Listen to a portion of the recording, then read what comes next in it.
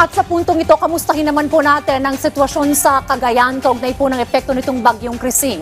Makakausap po natin si Ginoong Ruely Rapsin, ang head ng Provincial Disaster Risk Reduction Management Office sa Cagayan. Sir Ruely, magandang gabi po. Dayan Kerer po ito ng PTV4 Ulat Bayan. Magandang gabi po sa inyo at sa inyo pong mga taga-subaybay po.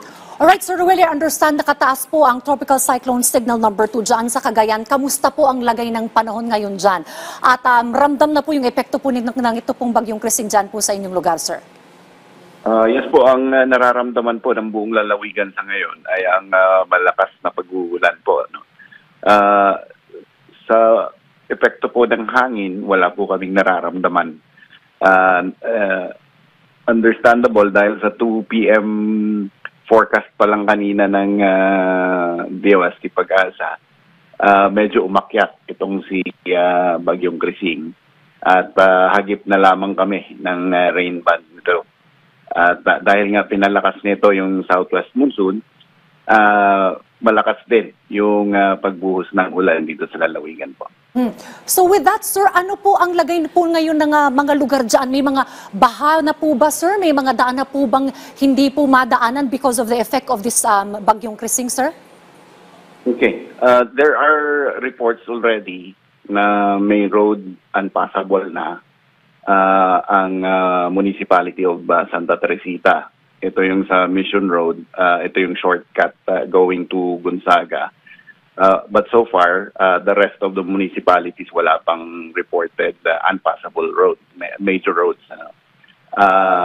There are reports na flooded yung paddies nila, and there are local flooding because of poor drainage and walang outlet. But so far as swelling of tributaries, swelling of the Cagayan River, wala pa po.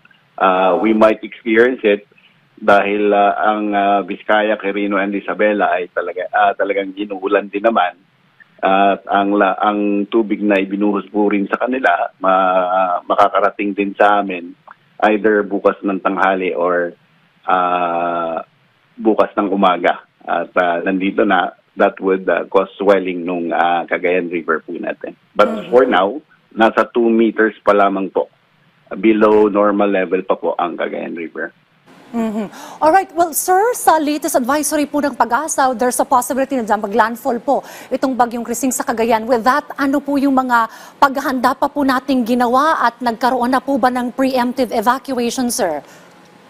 Okay, by Wednesday, blue alert ang lalawigan. Itinaas ang blue alert sa lalawigan po ng Cagayan. At under that, nasa Bravo protocols po tayo, the local chief executives can actually execute a preemptive evacuation, and we've advised areas of concern, yung 15 municipalities natin facing the Pacific Ocean, yung and northern coastal municipalities, sinabisuhan na natin yung mga local chief executive. But nung itinaas nung red alert status din yesterday alas 5, instead of preemptive under Charlie Protocol, pwede nang mag-conduct ang ating local chief executives ng force, especially dun sa mga highly susceptible areas dahil dun sa threat ng storm surge o 1 to 3 meters.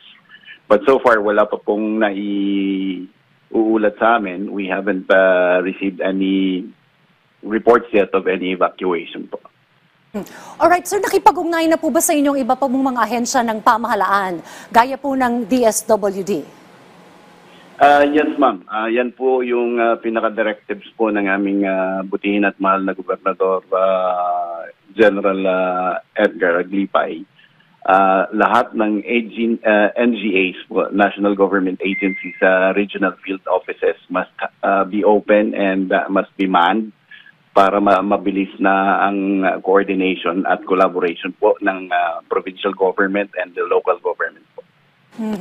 Alright, last na lang po sir, ano po ang inyo pong panawagan at paalala sa ating pong mga kababayan dyan po sa Cagayan, sir?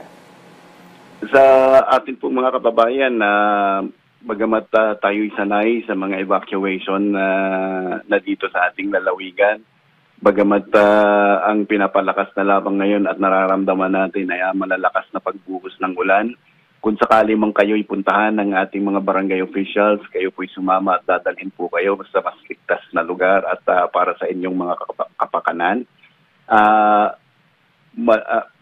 Patuloy po kayong mapagmatyag, huwag maging kampante, antabayanan lahat ng mga anunsyo sa mga programa ng radyo katulad po nito at abangan ang mga advisories mula sa DOST Pag-asa, Office of Civil Defense, maging sa mga local MDRRMO po ninyo. Well, with that, maraming salamat po, Sir Rueli Rapsin, at ingat po kayo dyan. Sir Rueli Rapsin po ang head ng PDRMO sa Cagayan. Salamat po, sir.